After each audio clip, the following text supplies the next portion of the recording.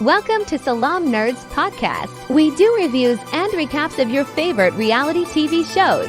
Our views do not reflect the contestants outside of the show. Yo, it's Salaam Nerds. My name is Dean, aka Watchman Dean, and I'm here with my boy Chad. We drop live episodes on YouTube on Sundays, Tuesdays, and Wednesdays at 10:30 p.m. Eastern. All episodes can also be found everywhere podcasts are found. Thank you to all our supporters.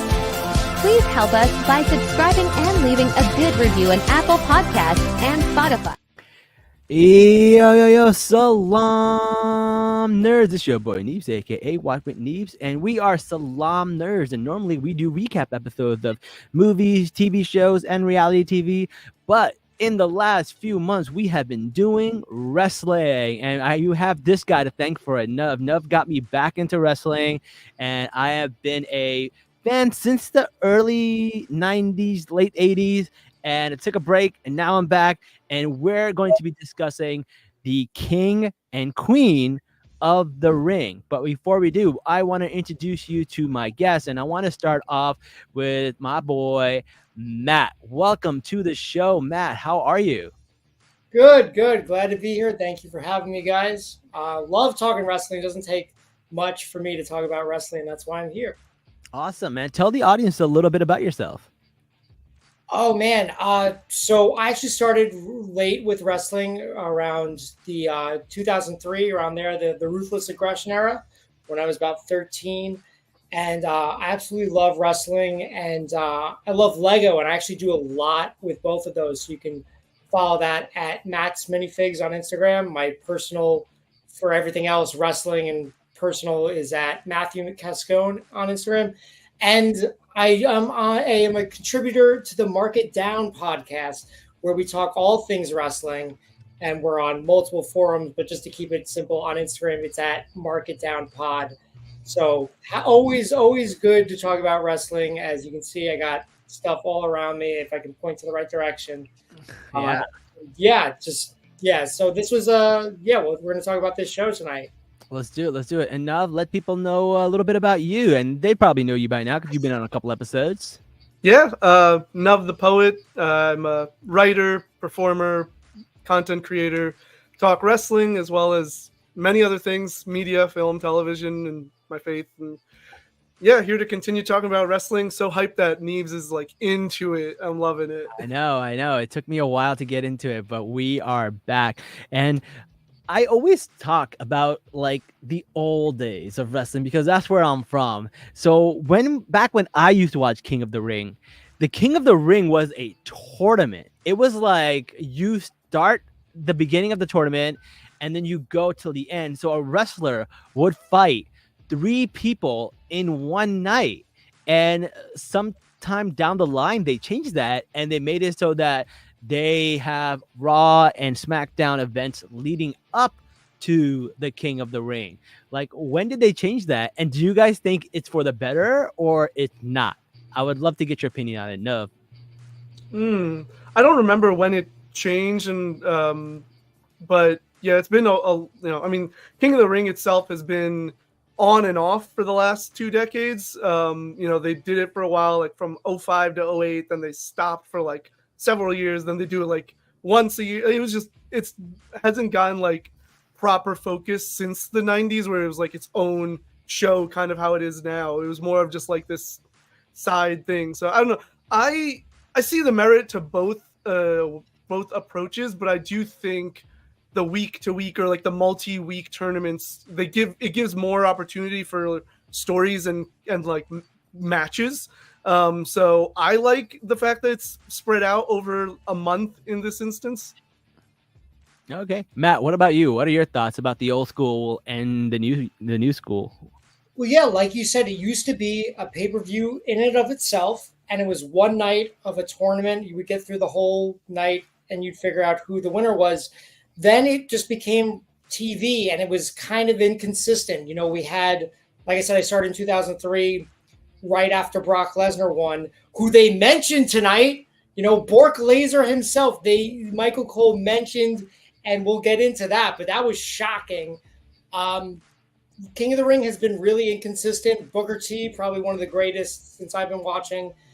And I don't know, this year to me, it felt like they were filling TV time with this kind of during the week. I like it spread out, but it did feel like they were filling TV time. I think they should just go back to it being all in one night in as a pay-per-view. I think that would make it more meaningful than just having the finals. Because again, this pay-per-view was called King and Queen of the Ring, but that's not what ended the night. The title match is what ended the night. I would want True. the focus to be on the King and the Queen. I think so too. It's like, I feel like that's what people are here for. That should be the main event. And it wasn't, and it's kind of weird. And I don't know, back in the day, like that's where Stone Cold Steve Austin got his star. That's where Owen Hart became the King of Hearts. That's when these big wrestlers were like always part of this, and it meant something to be King of the Ring because you fought 3 people in one night, back to back.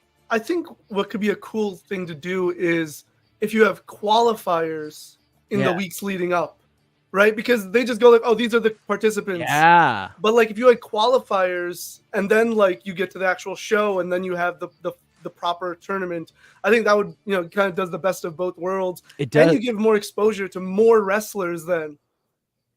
That would work for me. Yeah, I like that idea a lot. Right? Yeah.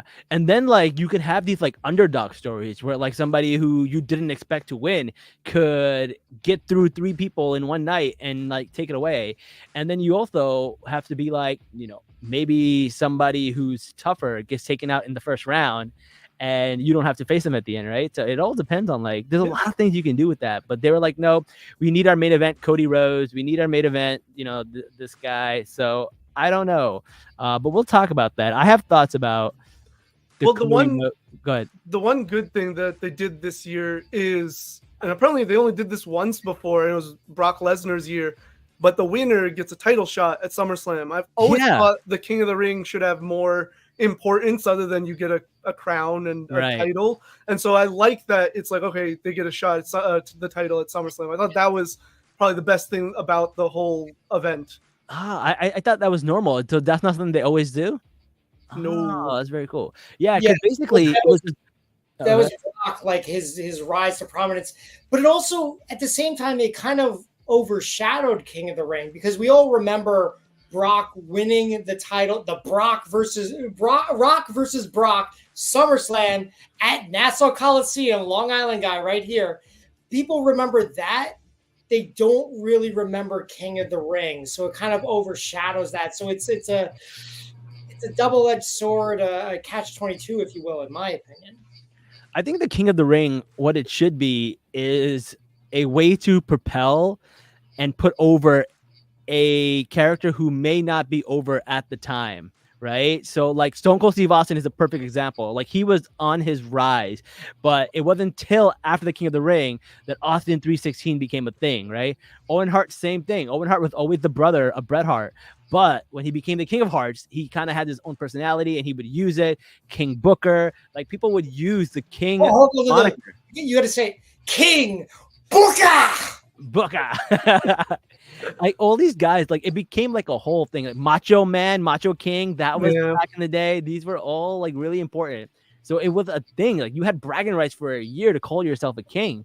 And I thought that alone in itself was cool. And you knew that person was basically, ready to get into the big leagues, which is why I'm not so mad about the person who won, because that person I feel like does deserve to be in that stratosphere. I think that person grew out of the intercontinental title space. I would agree with that. It's just tough to think, and we don't know yet, but putting a title match right in front of them, if they lose, then it's kind of like, all right, where do we go from here? It's tough. But we'll have to wait and see, Yeah.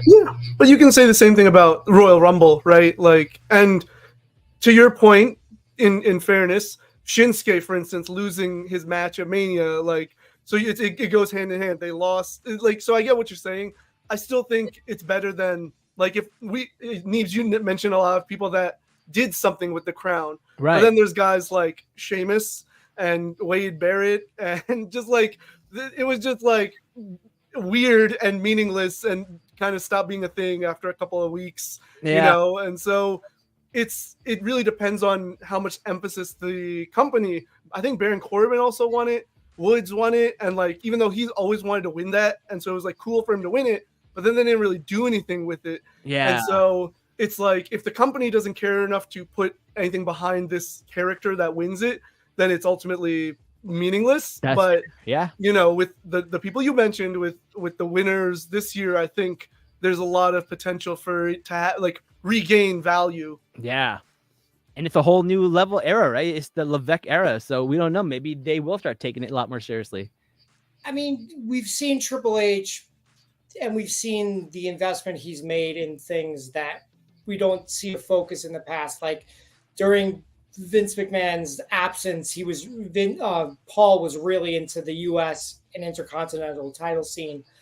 I would say the King of the Ring, like if they don't win these title matches, it's still better than Money in the Bank. You know what I mean? I don't know if it's better than a Royal Rumble win, but it's definitely better than a Money in the Bank win that doesn't result in a successful cash in. Also, Wade Barrett, I don't know why they didn't call him the King of Bad News. That was just super easy. Instead, he was King Barrett, and it was terrible. So yeah, dude, Wade Barrett's such wasted potential. Love it. But that's Vince McMahon for you. It's like Wade's the perfect person to look at and be like, yeah, that's what happens when Vince just doesn't care. Yeah.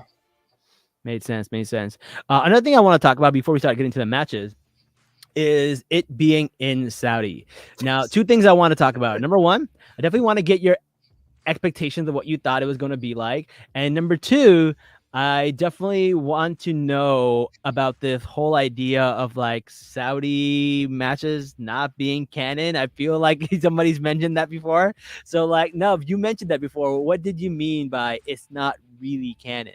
So that was before, apparently, because like in more recent years, they have had things happen. Like, so King of the Ring, for instance, and with the stipulation of if you win, King and Queen, if you win, you get a title shot. So therefore, you can't really say it's not canon because it is significant. But like, there was a time where I felt like these Saudi shows were just basically glorified televised house shows. Like nothing really mattered. Nothing really of significance happened. In fact, they put on some of the worst matches, like Goldberg and Undertaker, or DX versus the Brothers of Destruction, which was just not. Don't go watch those names while you're going back and like try to. I never watched Goldberg matches. Period. Hey. That's good. That's a good, like just a guideline to follow. Just don't watch Goldberg matches. Yeah. but yeah, so for a time there, it just felt like nothing of significance happened, and the matches themselves weren't really that compelling. That did change, I think, even in 2019. I think was when The Fiend won the Universal title from Seth Rollins. So it's like at that moment you can't ignore that because now the title has changed hands, and it's not like Raw the next week Seth still had the title. So yeah, you had to acknowledge that these do have some importance, but. Like I said, I think Triple H is also approaching it differently as he is with so much of television. I don't even know if we'll touch on Raw from this past week, but like, yeah. So I mean, that was then. This is now. There's two different. Now things are canon. It seems fair. Matt, what are your thoughts about the Saudi shows? It's definitely become a progression because absolutely they were glorified house shows. You knew not only. Did you know that there weren't going to be title changes? You knew who was going to win, and you knew nothing significant surprise-wise would happen. The only surprise you might get is a surprise appearance by someone. I mean, I think the Saudi prince or his associates, whoever, they just kind of wanted old school people to appear and have matches. Made sense, yeah.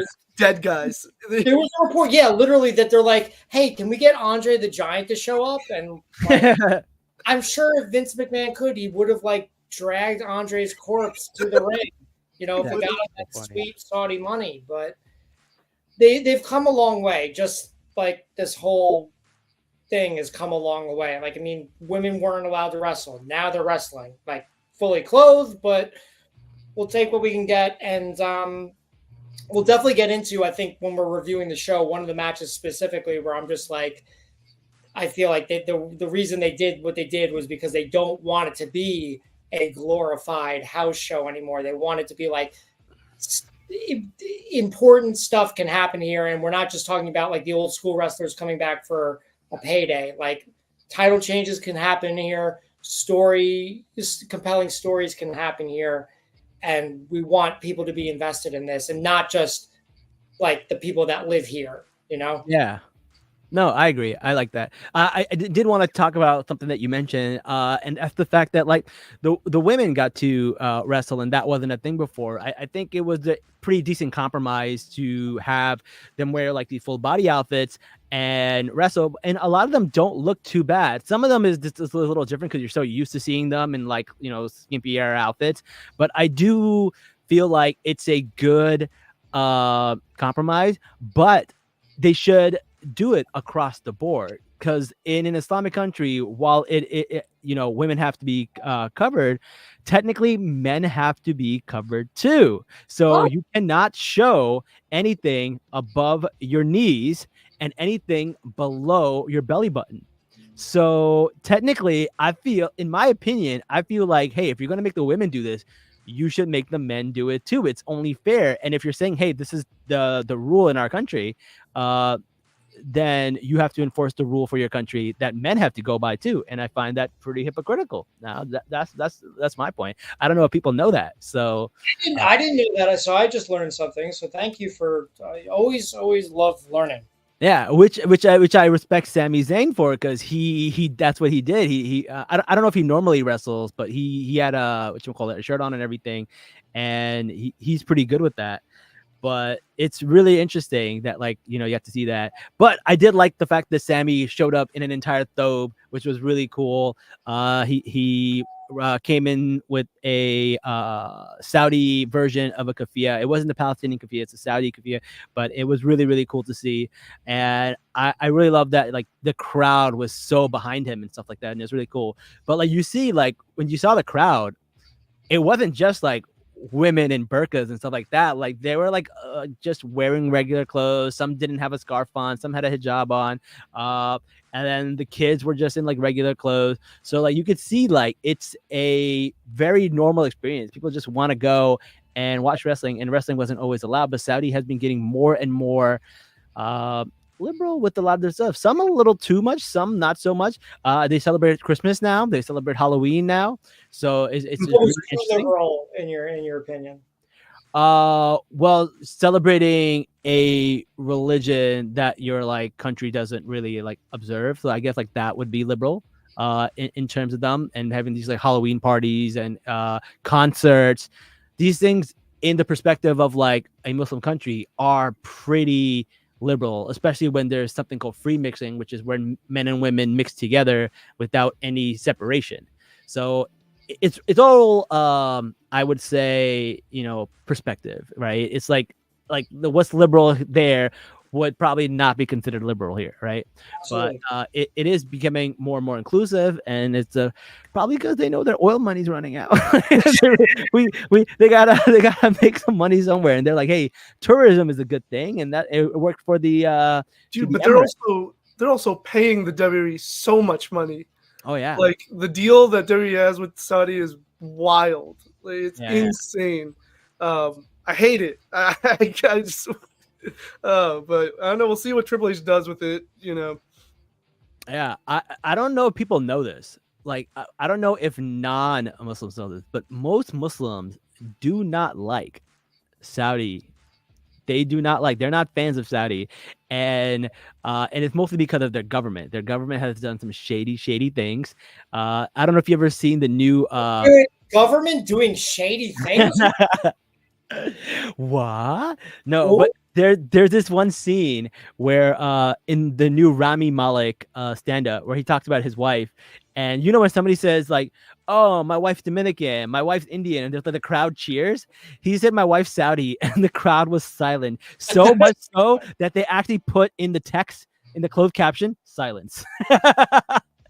It was really funny. At least they didn't put crickets, Yeah, literally, yeah. Trust me. But Muslims cannot say anything bad about Saudi because we have to go there for our pilgrimage to Hajj. So Hajj is like basically one of the 5 pillars of Islam. And if you go to Hajj, you basically pray there. And once you pray there, all your sins are forgiven. And like your boy got way too many sins to be talking shit about Saudi. after I do my Hajj, then I'm gonna talk my shit. But like till then, I have nothing bad to say about the Saudi government. Send me those DMs after your pilgrimage. Yeah, you can say it. I can't say anything. I can't say. I'm trying to get my sins wiped. Yeah. There's a lot of stuff that happens. Speaking of Sammy, they showed like clips of Sammy, doing Hajj, yeah. So I know like the matches later, but I'm so excited to talk about Sammy because I think Sami Zayn is just like, I've always thought he's incredible, but like his recent, since he won the IC title, especially like his run, is just like, and the crowds are I love seeing the crowd so behind him. Yeah, it's awesome, but it's also frustrating because this is what could have been when he debuted like almost a decade ago onto the main roster. Yeah, but Vince McMahon didn't see it. Like, it's so frustrating because we all saw this in him back in NXT between like 2013 to 2014, and then he got called up to the main roster and just kind of got lost in the shuffle because to Vince, he's not a big dude, he's not anything special, whatever. But like he has this intangible that he connects with the audience in a way that like I think almost no one else really does. Yeah.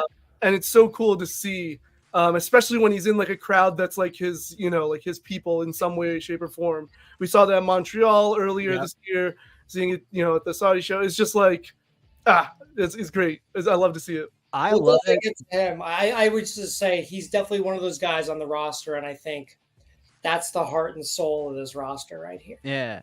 For me, it's a big deal because like back when I was watching wrestling, the only people that were Muslim or resembled Muslims, they were caricatures and they were very racist and they were always the heel, right? Colonel Mustafa, which you call it, Iron Sheik. Like these guys were all bad guys, right? So it's cool to see like people actually embrace somebody from the religion, from the culture that normally isn't embraced, and that's really cool. That's what I love about wrestling. You give somebody a good enough story, people do not care where they come from. They do not care who they are, what race they are, what religion they are. You give them a good enough story, and people will rally behind them. That's what I love about wrestling, and that's what's awesome about it. Yeah, it's something I wanted to like do a video about, where like wrestling, the reason there's so many like just like nerds and like people of other fandoms in wrestling fandom is because like it literally accepts the weirdos, right? Yeah. You got guys like Undertaker and Bray Wyatt and Braun Strowman, like just the weirdest of people. Wrestling just has like showcasing and making them big stars. Like Edge was a vampire that did the Brood. Yeah, so like, it's just the most kooky characters, but like Doink the Clown, Junkyard Dog, like just the freaks, the weirdos, just the wrestling promotes those characters, and so like you feel like, oh shoot, if they can be beloved, why can't I? No matter what, it does feel like that, which is really really cool when you're a minority. I love that. All right, so let's start talking about the episodes. The matches. So the first match that comes out is Valkyrie and Nia Jax. Valkyrie is somebody who's kind of brand new, and they're kind of pushing her pretty hard. What did you guys think of this match? That wasn't the first match, was it? I thought the official, the tag match was, I think, on the pre-show. Oh, I don't think the tag match was part of it. We can talk about the tag match first, though. Who was the tag match? It was Bianca Belair, right? Yeah, and Bianca and Jade versus Indy and Indy Hartwell and Candice LeRae. Yeah, we can talk about that match. Sure, let's start with that one. Yeah, you want to talk about it, Matt? I'm just looking. I'm trying to see. Okay, we must be on two different wavelengths, because I know, like, yes, we had the tag match, which I got to be honest, I kind of skipped over because I knew who was going to win. But the first match of the night was Liv Morgan versus. Oh yeah, you're right. Edge. Oh, was it Liv Morgan? Oh, okay. Yeah, that was the opener. You're right. You're right. Yeah, oh, you're right. You're right. We get some wires crossed, but I can definitely run into that because that's. No, let's start with Liv and that match, because that's the match that was super exciting. Also, Liv's outfit was awesome. I feel like the way she integrated the outfit with being called the man and also making it look good and also covering up the body. I thought that was solid. I think she probably had one of the best updated costumes for that region. Yeah, I think some of the ladies really take advantage of like the fact that they have to be like fully covered. Yeah. Other people not so much. Like, and I think about like it that really comes down to what you're looking to do and who who's doing your wardrobe. And I Yeah. think Liv Morgan definitely nailed it tonight. She did the Yeah. spears. Oops, I did it again. Red jumpsuit. Yup. She looked fantastic. She always looks great, but I'm just saying she knew the assignment. Yes, she knew the assignment exactly. And I will say, I thought that she should have won the Battle Royal to win this title like a few weeks back. Instead, it happened tonight. She beat Becky Lynch for the title in a very good match. I've never been a huge fan of Liv Morgan, but I feel like since her return, she's really stepped it up and gone to another level. If you want to look for proof of that, watch her in the Elimination Chamber. She did some like pretty solid power moves against like Raquel Gonzalez, who's a fucking giant. So like good for her. She looked great tonight. Solid match. It told a good story. She won the title. And that's why I think maybe that she didn't win the title during the Battle Royal. I think of two different reasons why she didn't. The one is maybe they thought, hey, win it at King and Queen of the Ring. Right. So that have a title change tonight. And people won't call this a glorified house show. The other reason I think maybe they were trying to get Becky like on her good side because her contract is coming up and apparently she's not re-signing. So maybe if they put the title on her, that'll help sway the decision. Regardless, I thought both women did a really great job tonight on this match. Liv hit like her code breaker was really cool, and Dom's involved in the storyline. I didn't write a whole lot of notes about the match itself, but it was just really solid. Great way to start the show, and also props for WWE for having not only a women's match open the show, but their pre-show was a women's match that we talked about it very briefly. The tag team, the tag title match for the women's titles. So that's back-to-back women's shows in a Saudi show. I think that's pretty cool, and the crowd seemed really into it. What did you guys think? I thought the crowd was really into it too. They were chanting, "This is awesome!" I think they were really interested in the storyline. I think everything was really well done.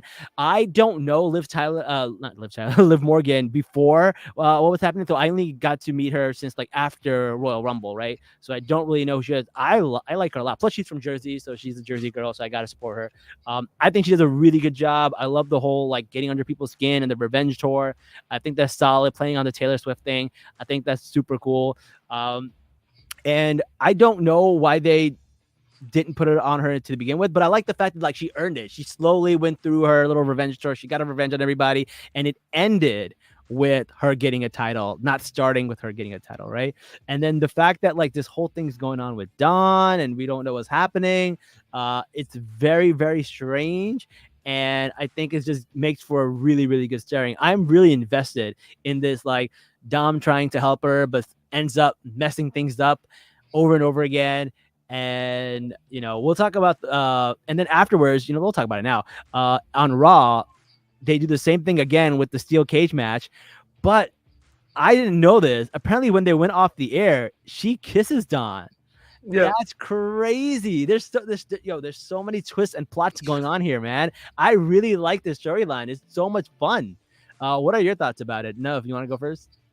Yeah. I thought the match was great. The two of them I think they have great chemistry, Becky and Liv. I really like Becky. I like Becky's outfit more than Liv's, actually. Really? Me too. Yeah. It was like almost like a suit in a way. I don't know. And then she had like the I don't know what's called, like the proper term for the hat, but it just like kind of looked like a I don't know, PE blinders or something like that. I don't know. It's like one of those kind of vibes. So I don't know. I guess I just always like Becky. I'm a big fan of Becky. So I'm 90% sure she's gonna resign at some point. Well, Seth resigned, right? Seth Rollins resigned. Yeah, I mean Seth isn't going anywhere. He's just on hiatus, I'm pretty sure. And I think my guess for why she hasn't resigned yet is because by resigning, then you kind of like have to obviously like come back at a certain time. Like this way she can kind of take a break. Maybe she just needs a couple of months, so she'd rather not even have the pressure of thinking, being in a creative workspace of like, oh, okay, what am I going to do when I come back kind of thing. Maybe, I don't know her. She might have a totally different plan, but I don't see her leaving because Seth is here. This is where she's made her name. Like she's on top too. So like, why would it just logically doesn't make sense? But it would be an interesting thing if she went somewhere else. And WWE just promoted the hell out of her book and everything too, right? So it'd be like a waste. I don't see them doing that. Yeah. But yeah, the match. I like Liv winning here because even though there were shenanigans, like she beat Becky in a one-on-one as opposed to like a battle royal. That's still like, Becky hasn't been pinned by a lot of people. And so Liv has pinned Ronda. Liv has pinned Becky. Twice. Liv has pinned Becky now. And she'll probably, I don't know if she'll be Rhea, but we'll see what happens. That's where the money is though. Rhea's return, whenever it is going to be huge. Absolutely. Especially with the Liv Dom stuff as that develops. But she's going to be the biggest. She already was like one of the biggest baby faces, even though she was like being booked as a heel, but the crowd loves her. But her going after Liv, I think takes Dom. That's what it seems like they're going in the direction. But like, it's gonna be amazing to see Rhea return. All I've seen is the jokes have been custody of Dom ladder match. Yeah, let's do it. Let's run it back. But Liv has come a long way. SummerSlam 2025. It'll be 20 years later.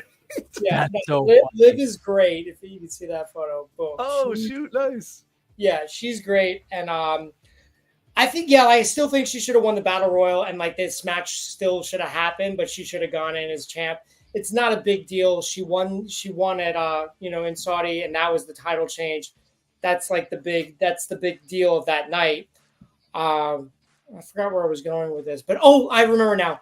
They've planted the seeds. So a couple weeks ago, there was a backstage segment on Raw. Yeah. I think it was with Jey Uso, like just talking in the microphone. Liv walks in through the background, like she walks out of a room. And then like 30 seconds later, Dom walks out of the same room. Yep. It's definitely so soap opera. It's so soap opera. I love it. And that's honestly what wrestling is. Yeah. It's a glorified soap opera / ballet where people get way more often than ballet. It's a television show, right? And that's what television shows have. They have drama like that. They set up all these things. And this is the one thing, like, I still have issues with certain things Triple H does, but he puts a lot of thought into those details. Like the point you highlighted, but also the following week, Dom had a bandana. And then like later on in the show, it was missing. And then Liv posted photos and it was like it was in her pocket. Right. And it's just like, it's like crazy little details that make you want to pay more attention. Or I forgot who made the entrance, but the QR code thing showed up on screen. Like it's just I love the focus on that. And he's done that since NXT. Yeah. On this show it was Bronson Reed. Bronson Reed came into the QR code. But I think it's great what they can do with social media. Like apparently, not apparently, but we've been talking on my pod that AEW, they do some great like post-show interviews, and like some of them they've started incorporated on the show like the next week because it's like there's such good promos. Why not incorporate this into the show? Because not everyone's on Instagram. Yeah. So it's good, and it's another layer that you can add. And nothing wrong with that. Content is king. Content is content. Dude, that's what we're talking right now. This is why we're here, people. Dude, for sure. One of the best things about like the last decade of wrestling was talking smack. Like that was so good, and then they just stopped using it. But like that revitalized Miz, and like that really gave him that like resurgence that he needed, and then like it helped Bryan as well when he was coming back and like a lot of people that don't get time on TV had that opportunity to do those like post-show interviews in a very raw format where they're not really like trying to, for the sake of Vince, read off a script or memorize like lines, and they're just kind of freestyling. And that's where you got to see some characters really shine and be like, oh, okay, this guy can cut a promo. Why don't they have him do that on TV? Absolutely, absolutely. Let's get Miz that 10th IC title reign. Let's have him have the most title reign, most intercontinental title reigns in WWE history. Let's do it. I have a question about Miz. Sure. Has Miz ever been a general manager? Because he's the general manager in the video game, and I'm confused if he was ever actually a general manager. No. Okay, so they did that for the video game for no reason? Yeah. Are you talking about? Are you playing WWE? Was that 2K? 2K24. Oh, well, he was like a decade ago. They did like a in video game storyline where he had the Miz fits, and he was in a wheelchair, and he was the GM. But no, he's never been a GM. That would be good if he ever got injured or if he retires. I think he could actually nail in the game. He's a GM, and so is William Regal. And I was like, oh, but neither of them are GMs right now. So it's like, when did this video game like start this storyline? Is it like from previous, or is it just like in the future this might happen? Who knows? No, the video games just do their own thing. Oh, okay. They kind of like, it's kind of like old storylines. Like, maybe we could have done this, but we didn't. So let's just go on video games. So they do like some solid video game storylines, like, there was fanfics, if you will. Yeah, there was one year where they had, I think they called it the United Kingdom, and it was like a faction of William Regal, Sheamus, McIntyre, I think, and Barrett, I think, I forgot, but it was like something that a lot of fans I know had like thought of, because like, oh, they're all from the UK, like have Regal. It was basically like English or UK evolution kind of, right? And like Regal's the Ric Flair kind of position, and just like I was like, why don't they do this? And they have all these guys from the UK, like it would be great, but they never did. And then that's right, because I was literally thinking that before we glad we're on the same page. The crazy part about that storyline and that they would never do is that Sheamus ends up winning literally all the titles. He was basically Kurt Angle in TNA at the time, like all the titles. It was nuts. That's funny. All right, sounds good. Now let's talk about Valkyrie and Nia Jax. How about that match? What are your thoughts about that? Because my favorite part's the ending. That seemed brutal. Oh, yeah, my God. Yeah, that looked like it hurt. Yeah, I thought overall the match was solid. I think Valkyria had a good showing. Lyra, I'm not a huge fan of her. I've been watching her on NXT. I've just never been able to get behind her. Like, I don't know. I don't think she's bad. It doesn't connect with me personally. Like, I was even surprised and a little confused why she took the title off Becky a couple of months ago, the NXT title. I was just like, why her of all people? I was like, just because they're both Irish? Is that like, but it's they wouldn't put that past WWE to do something like that. Not at all. But like, also they spend time with these people way more than I do, so maybe they see something that I can't. So and I mean, I'm glad that they're at least pushing her. But so I thought she had a pretty good showing. But I think Nia Jax winning makes the most sense. And yeah, dude, that ending was wow. I was like, the whole time I was like, kind of like, okay, it's fine. And then the ending happened. I was like, oh, geez, okay. That power bomb into the whatever Annihilator. Oh my God, I was like, so I was worried for her. I was like, oh my God, they killed her. Oh my God, that's good. Well, what are people's thoughts about Nia Jax? Because I like Nia Jax, but I always hear people in the comments say she botches a lot of moves and she's a very dangerous wrestler. Is that just like the comment section, or is that like any truth to that? I would say she's hit or miss. This last run she's been on has definitely been her best work, and she seems to be on a good roll. Like, she's definitely. Like, I remember on Long Island, it was the night, this was years ago, the night Braun Strowman flipped over the ambulance.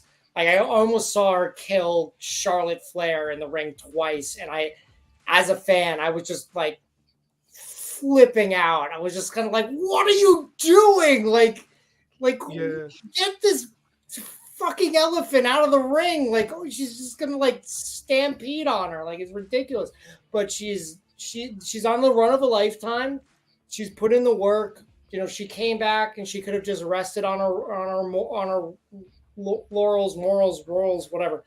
But she earned, and I feel like whether it's king or queen, typically the title works better for a bad guy. It works better for a heel. Good point. She has plenty of room to grow, and this was a good showcase for her. And I loved that ending because it was basically just like, well, there's no way she's going to power bomb her, right? And then for a second, I'm like, wait, maybe she will. And before I could guess what was going to happen next, because they could have been real cartoony about it, they could have sold it for like a couple more seconds, but they didn't. Boom, Nia comes down. It's the 1, 2, 3. You're just like, holy shit, that just happened. Yeah. Perfection. Yeah. And there was some cartoony goofiness earlier in the match that would have made me think, oh, well, that's not what the ending is going to be. So it was solid. Like you said it best. I'm in agreement with you on like what that match was. And we'll see what Nia does with this. I hope they get like a throne and a little robe, because I noticed that there was no throne and no robe this year. It was just the crown. Yeah, I noticed that. And and something I noticed, we'll talk about it later, is that Gunther never puts on the crown. Oh, smart. Why is that? It's not because he knows it looks goofy. Maybe. I guess it does. He just holds it as a trophy. So I think that's great. Like this is the thing about anything, any sort of like accomplishment like that, whether it's titles or Money in the Bank or King, Queen of the Ring, you have to do something to make it your own, right? You have to do something to make it stand out. Like even as simple as Damien calling himself Senor Money in the Bank, right? Like it's not the best thing, but still it's something.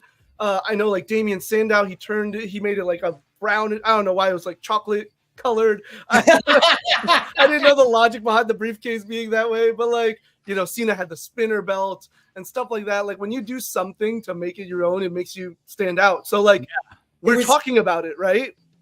Sandow, it was money in the depository. That's what it was. Of course it was. That's good. Money in the reserves. The next match, and correct me if I'm wrong, is it going to be the Sami Zayn, Bronson Reed, and Chad Gable match?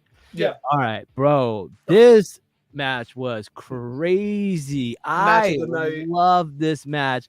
And like there was this one point where like Sammy slams Bronson Reed, and I was like, how does he lift him? That's insane. Yeah, the Blue Thunder Bomb. It was awesome. Yeah. And then I was like, oh man, nothing can beat this. And then we see this like double German suplex with Chad Gable. I don't think I've ever seen anything like that in my life, because I haven't been watching for a while, but like that was incredible. Like like Chad is so strong, like for his size, pound for pound. That guy is a tank. Yeah.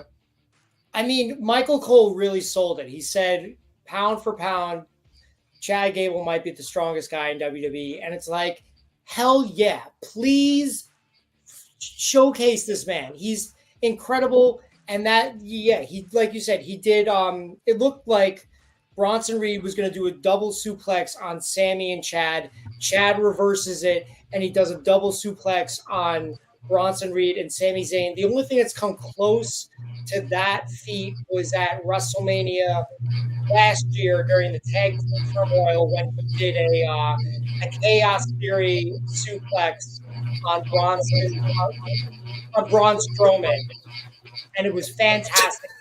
I was going to bring that up, dude. So yeah, I'm glad we're on the same page, because Chad Gable's amazing. Dude. He's so on point with everything that he does. Look at it. Just walking by is the shit thing. Like he's point at all times. So I've been watching him since NXT as well. I have his Ready, Willing, and Gable towel. So when he first debuted, right, he was courting Jason Jordan to be his tag partner, right? And his whole like catchphrase was, "I'm ready, willing, and Gable" instead of "ready, willing, and able." And he had a little rally towel, and like I was hooked immediately. I was like, "This is the funniest thing ever!" So I bought the rally towel, and then they became a tag team and just beasts. American Alpha, everything's Alpha with him. American Alpha was just such a good tag team that also never got a real opportunity on the main roster. But anyway, Chad Gable's been killing it, and so I'm another thing of the Triple H era. I'm loving that he's pushing Chad Gable, because like his feats of strength, his technical ability, and then his ability to like play a character is, as we've seen in the like last year with the thank you, and the shoosh and all that stuff. But then even what he's doing now as this really like begrudging heel that just wants to like destroy Sammy and like physically and like emotionally abuse his colleagues. Teams, try to hit him with belts. Like it's crazy. The segment on Raw was like, I was like, are they actually gonna have him do it? I didn't think, but I was like, you never know. Maybe he'll get a hit in. I thought when Maxine grabbed it, he was gonna be like, okay, your turn then, and then Otis was gonna step in. You know, like I was like, yeah, that's what I thought was gonna happen too. And like, it's really interesting because like you see these people get hit with like bamboo sticks, and you see them get hit with like candlesticks and tables and chairs. But something about getting hit with a belt just felt so wrong to me. And it's probably from the trauma that we all have as kids, as like immigrant kids. I was like, wait, this is going too far. Even though I'm sure a belt hurts a lot less than like some of the stuff they actually get hit with, but it just felt so wrong.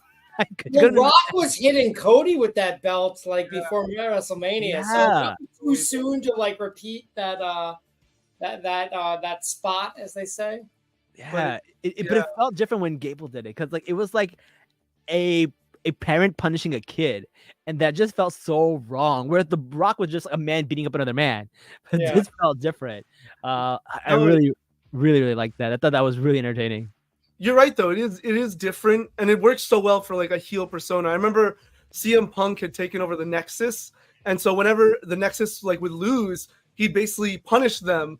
And at one point, he was like, "Okay, the two of these members lost, so like you have to beat each other with kendo sticks." I was like, "What is going on? It's so messed up, dude." And I think he beat up another guy. Like, pretty much did the same. He actually did it though. Like, it wasn't like they got stopped the way Chad did. He actually attacked one of his team members. But yeah, I want to say this match, just match of the night in my opinion. Yeah, the main event is like close, but this was like just. The two spots you brought up, dude, I did not know Bronson Reed could do a moonsault or a suicide dive. Yeah. Just like, what is this man not capable of? It's insane that we have big guys like Bronson, Braun Strowman, Ivar, Eric, and like, I'm sure I'm missing Bobby Lashley, who can do like ridiculous stuff. The speed on these guys, the like ability, Damian Priest is another dude who can fly, and like the agility of these guys, sometimes like what are the cruiserweights even there for at this point? Back in my day, the only person I've ever seen do a moonsault was Vader, and I was like, how in the world can Vader do a moonsault? And now we see like everybody, freaking Brock Lesnar was doing it. Like, it's crazy. I thought that was really good. But yeah, man, I love this match. And then we got Otis having to hit Sammy at the end, and he can't decide, and then he hits Gable, messes up a little bit. I thought we were going to get a notice, like, you know, an arc here, but they saved it for the next day, kind of. So I thought that was pretty interesting. And then they still didn't do it. He still left. So he still hasn't had his moment yet. They're slow burning it. Yeah. I thought it would have been done already. There's some things like I thought they would have done this already, but like they're taking their time. And I can appreciate that. It keeps you more invested. Like, when's it gonna happen? Yeah. Dude, when Otis does, it's gonna be huge. When he does finally attack Gable, oh man. Yeah. Free Otis. In the story, and I think it's funny because I think this also was match of the night. It was really good, but it felt like also more of just this is a story progression with Chad Gable and where Chad Gable is going and the lengths he will go to win the IC title. And man, I hope he wins it because I love Sammy, but I think Chad's the guy. And it's a shame. I think he should have won it as a face. I think it's way harder to win a title as a good guy than it is a bad guy. And I think Chad was capable of doing it as a good guy. But if they want to do it as him as a bad guy, that's fine. I think he's a guy he can go both ways. Wink, wink. He's great. And I'm ready to see it. Like, let's have it happen at SummerSlam and have him with the Creed brothers. They're not doing anything right now. That'd be good, actually. Yeah, I mean, like, they've teased it because I agree. Like, especially after having not only Gunther's reign but also Seth and Roman's reigns be fairly long. I would be okay if like Sammy were to drop it at SummerSlam or sometime within the next couple of months, right? Like I just think not every title reign needs to be till WrestleMania and then just like change it. Like have Gable win through some shenanigans, and then like do it where like Otis tries to help him, but he messes up, almost costs Gable, but Gable cheats to win. And then the next night, Gable kicks out Otis with the Creed brothers and like, they join him and it's a new Alpha Academy thing, something like that. But like, and then you can have Otis eventually take the title from Gable as a face, which would be great. Like, so I think Otis is very underrated as a singles guy. If you're looking for evidence, watch his match. This is years ago. I can't tell you the date, but Tommaso Ciampa, his first reign as NXT champion, he had a random one-on-one match with Otis on NXT television, and it was great. This triple threat match, thought it should have happened at Backlash. Still totally worth the wait. Can't wait to see where they go next. All right. What about the next match, which is the King of the Ring match, Randy Orton and Gunther?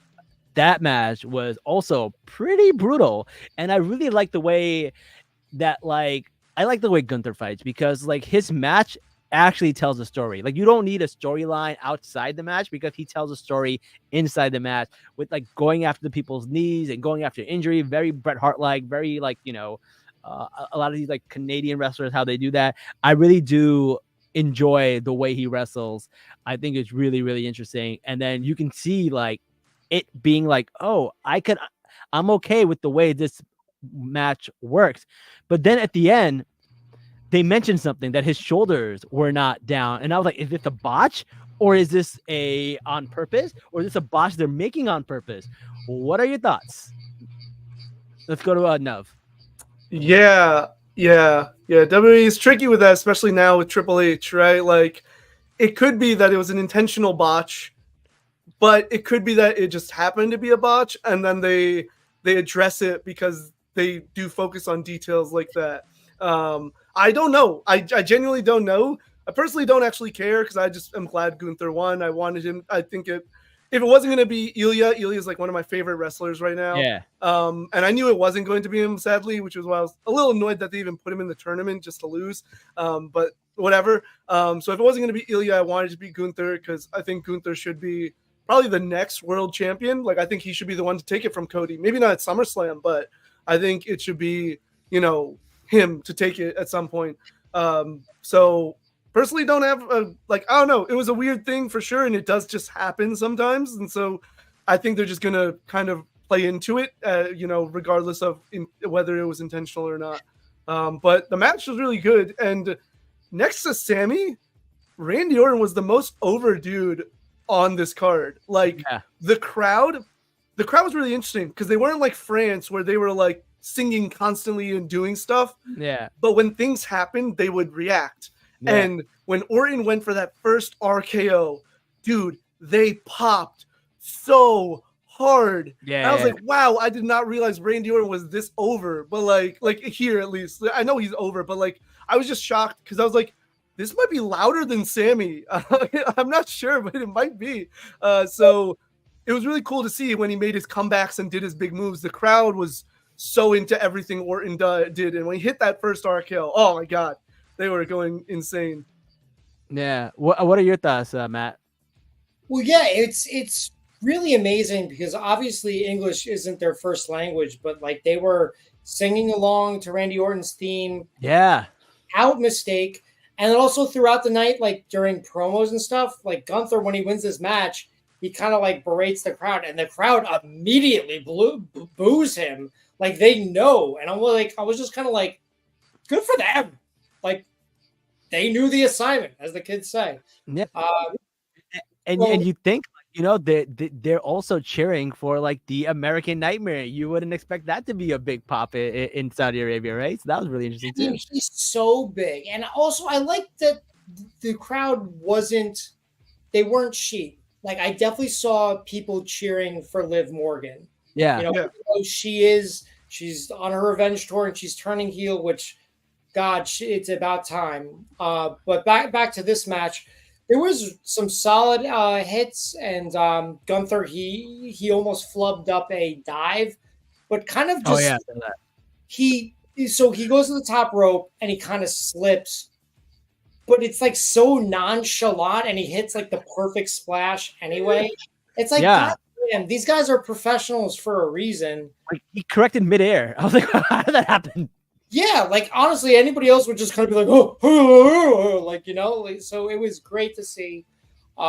Gunther's amazing. I think he's definitely the guy. He should win this match. The only caveat I would say is like Cody versus Randy at SummerSlam is a really great match. It's hard to pass that up. I would say that's more appealing than Gunther versus Sandow, Damian Priest, or Gunther versus Drew McIntyre. But I digress. We'll see what happens. You always got to just let these things play out. Unless something's like truly like awful, but Gunther's definitely the way to go. He's been on a roll. Like, why not have him win this? What were you gonna say? Enough. You're right. I forgot that the king of the you face the champion of your brand, because I was like, he's gonna have to. I thought he was in my mind. I'm like Gunther versus Cody too. So again, we were both wrong, but we were on the same page. It's like, no, that's not the match. Yeah.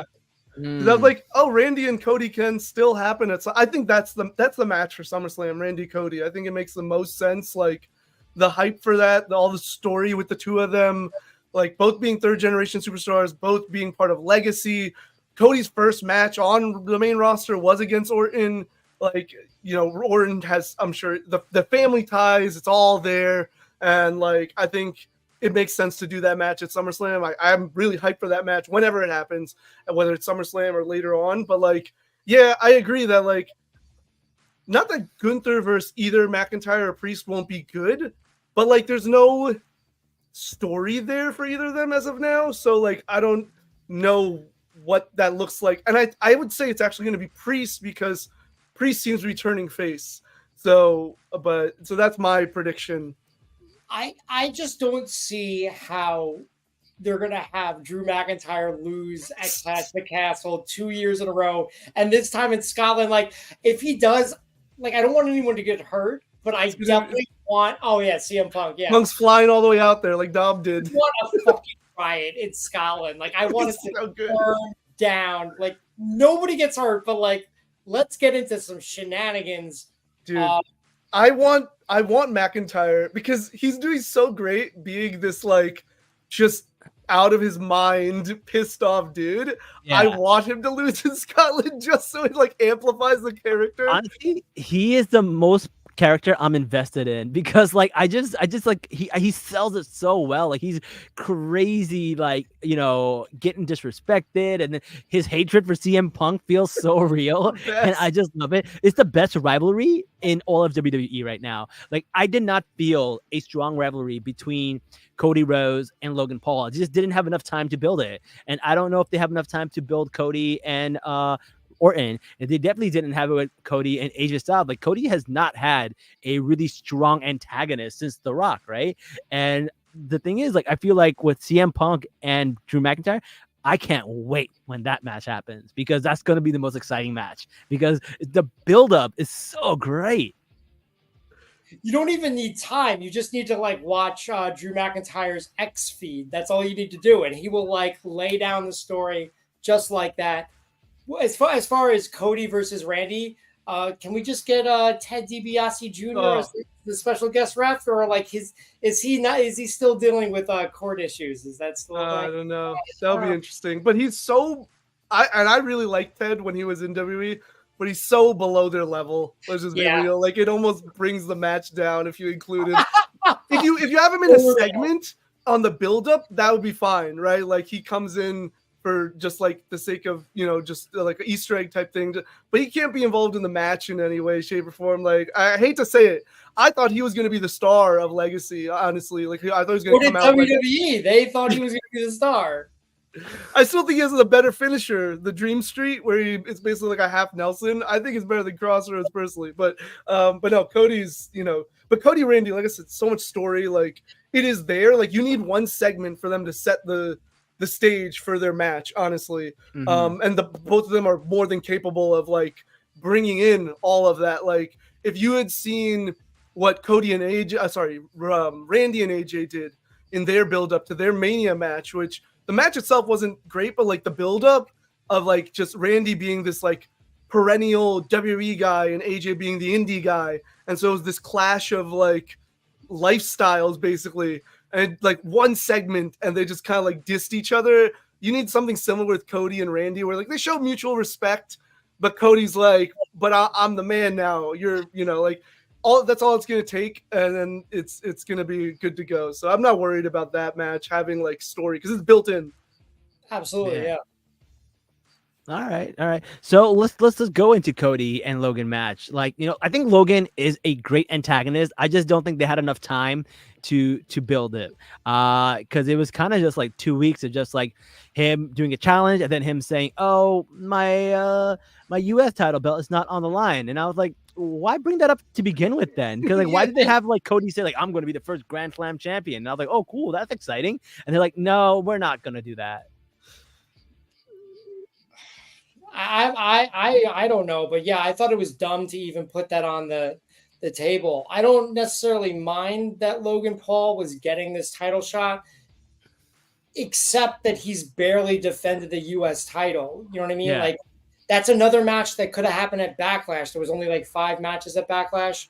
They could have thrown in a US title match in that show. The fact is he's barely defended the title, and it was bizarre to showcase this as title versus title. They take it off.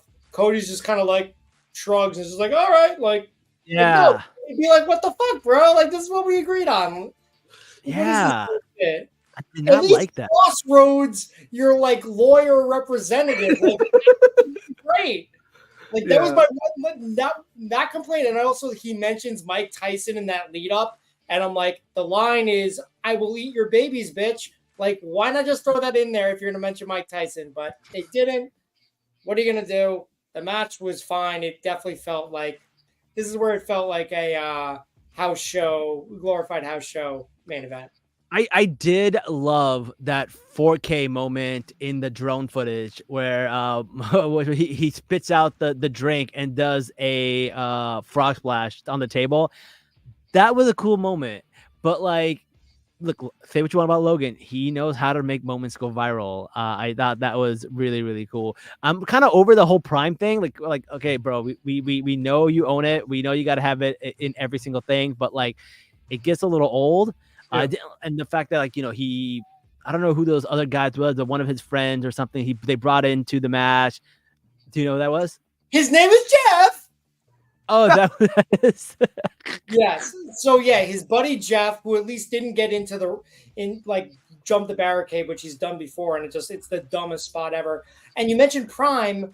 From my understanding, was Prime was supposed to be on the ring mat. On the ring mat, yeah. Every premium live event, it was 100% not there for this Saudi show. So I don't know what that's about.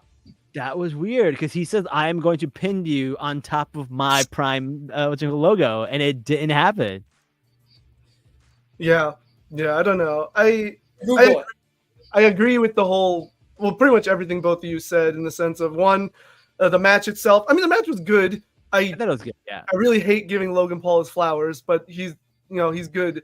But I am cool with him being just this like upper mid card dude who like is a challenger for the champion a lot. Like he's faced Rollins, he's faced Reigns, he's faced Cody now, like, and he's lost all 3 times. So like I'm cool with that because like clearly the company sees that he can handle that spot, and I'm fine with that because I don't know if he should get the title maybe in like a couple of years if he's still around, and like he's not bad for sure. He's not bad, but I still think he has some ways to go in certain areas.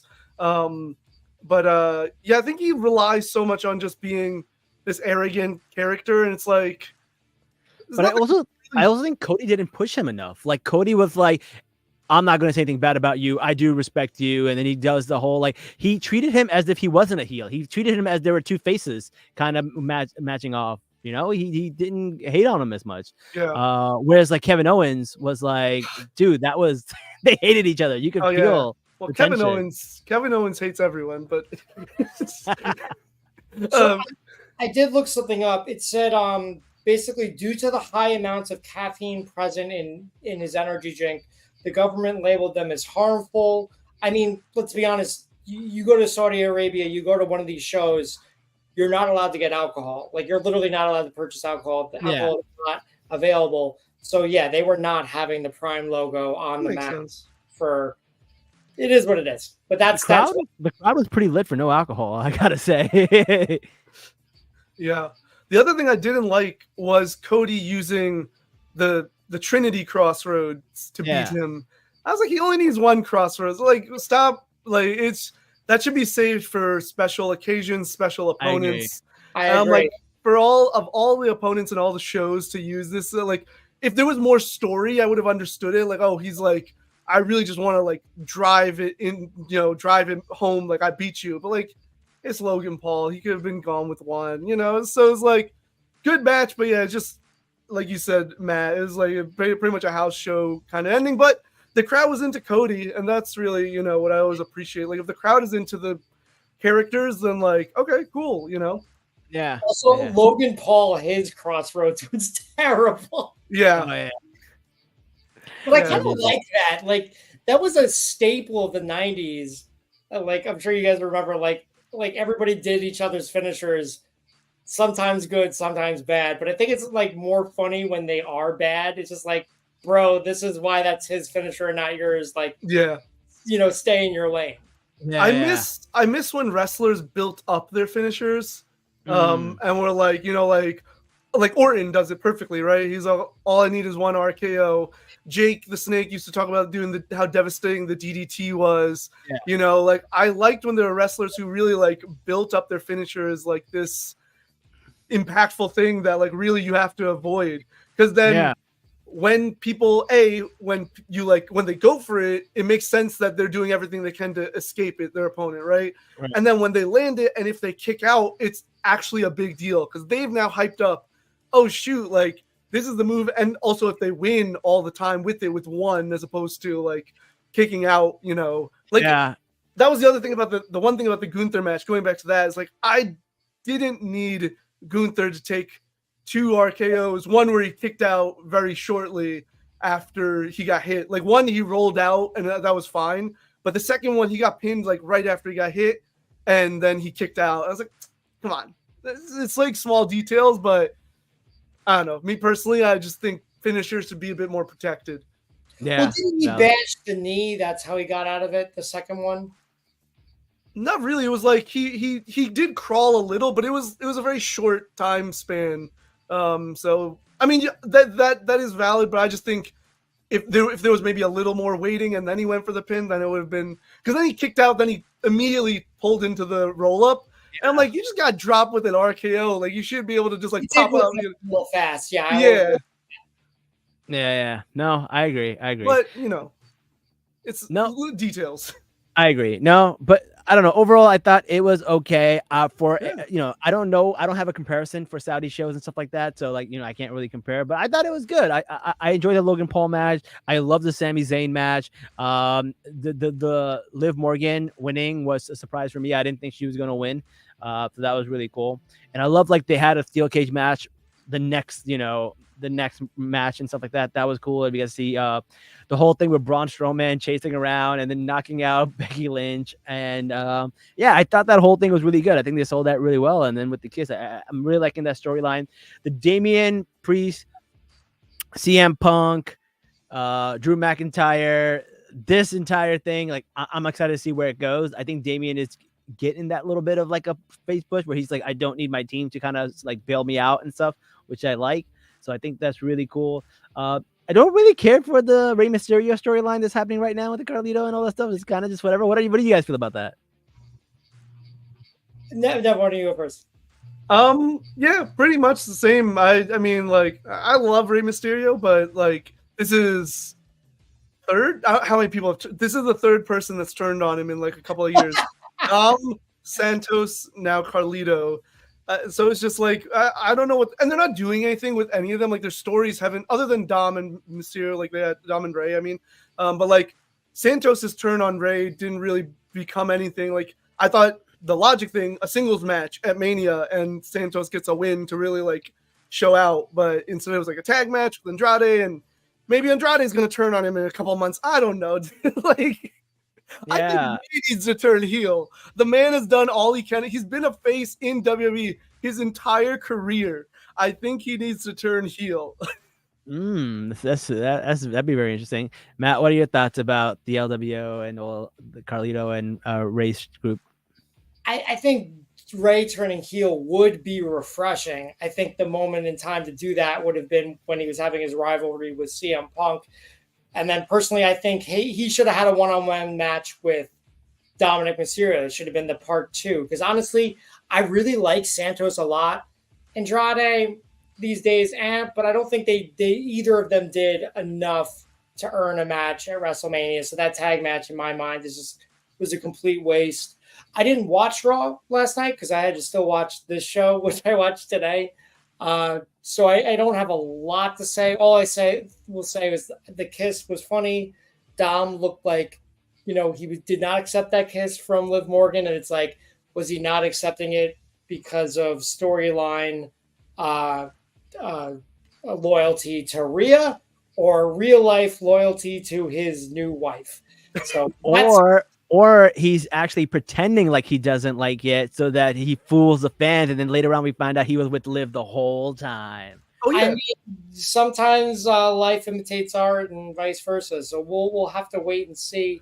But I think there's a lot going on right now that could be interesting. Not so much with Ray. I know a lot of people still like Carlito.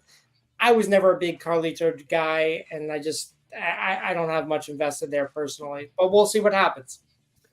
I will say about the Dom thing, one last thing is they're doing it really well. Because my prediction is what you said, Neebs, is that he and Liv are actually working together, or at least he is trying to intentionally help Liv, but he's depicting it as he's trying to sabotage her. And the way they're doing it is really like the chair spot at the Saudi show was really well done. And then this one's a bit more convoluted because like how would he know that Braun would come around? Yeah. Like, it's a little less, but it still works, right? And he can just play it up as like I was gonna hit Becky anyway later, whatever, Yeah. Like, but I love that. Like it leaves you enough doubt where you're like, yeah, is he helping? Possible deniability, right? It's just Like you don't know, and so that's why I said when Rhea returns, my goodness, it's gonna be. I'm excited for that. I really like that. The only other storyline that I think is happening right now that is interesting is the Braun Breaker and him just going crazy on everybody and breaking everybody, which I get because they're just giving him jobbers and stuff like that to beat up, and they're giving him the Goldberg treatment where you just beat somebody in like 2 minutes. But now he's going in the back room and beating up Ricochet and all these other characters. What are your thoughts about the Braun Breaker storyline? You can go first, Matt. I mean, I like Braun Breaker. He's still new. He's still pretty green. It is a shame. I wouldn't mind if they had continued his partnership with Baron Corbin on the main roster. That I would not have minded that at all because they were fun together. And it's like, again, this guy is so young and so new, and this is working. So why not keep it going? And I get that they want to have him as a single star. But again, I think him being a single star is inevitable. And I don't think if you partnered him up with Baron Corbin on the main roster, people would be like, oh, like why? You know what I mean? So it feels like they're stalling for something bigger for him because they know they can't put a title on him right now, but they also don't want him, being anything less than dominant. Yeah. So it's not bad. We'll see how it progresses. Again, that's another one of my things where it's just kind of like, it's not bad right now. It's not exactly what I would choose for him, but we'll wait and see how it goes. All right, cool. Nev, what about you? Yeah, I agree. I think him being with Corbin on the main roster would have been the better approach. I'm not a big fan of Braun Breaker, to be honest. I do find him pretty, you know, I think he's talented for sure, but like personality wise, until Baron Corbin's partnership with him, I was like, it's just Goldberg pretty much. He's just a big beefy dude who spears people. Like it's cool for a bit, and then you're like, okay, what else you got to offer? Kind of basic, right? Yeah, exactly. So I'm just like, I did like what they did of the whole like he was frustrated that he wasn't in King of the Ring, so he just slaughtered that jobber. Yeah. I don't like that they're putting him and Ilya sort of in a feud because like both of them just got brought to the main roster. Yeah, so he interrupted Ricochet and Ilya's match since you didn't see Raw. But yeah, he interrupted their match and speared both of them. So now I'm like, well, you just brought Ilya to the main roster. You just brought Braun. If you put them in a feud together, one of them has to lose, and I don't know if that's good for either of them. Carmelo Hayes is another dude. Like you just brought him up, you put him in the King of the Ring, he loses. Ilya loses King of the Ring. It's just like, what do you? It's weird. And so Braun you said he interrupted because again I didn't watch. I apologize. He interrupted Ilya and Ricochet's rematch. Yeah. Braun be feuding with Ricochet after this, or they specifically hinted at Braun versus Ilya? I mean, he speared both of them, so it could be a triple threat situation, or I don't know exactly what they're going to do.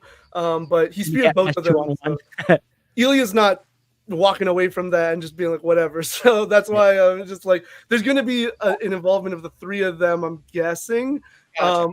I think him and Ricochet Ricochet would have been a great first feud for him on its own. I think that would have been actually really amazing because like Braun's super powerful, but also can like move like very fast, so it'd be almost like, oh wow, he can keep up with Ricochet kind of thing. Yeah. And like almost like catch Ricochet by surprise. Usually Ricochet's shocking people, and then suddenly Braun's speeding around, and it's like, oh okay, I think that would have been because like I love Ricochet, but it does not look like they're gonna push him hard. So like I'm okay with kind of feeding him to Braun.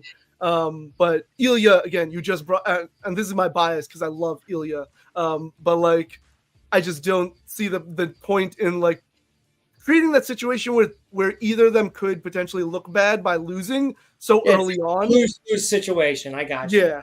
So it's but yeah, I mean, I like what they're doing with like even him attacking backstage. At least it's something more than just, again, I'm just a big dude who is really tough in the ring, you know. So he's like more aggressive, and it's working. It seems.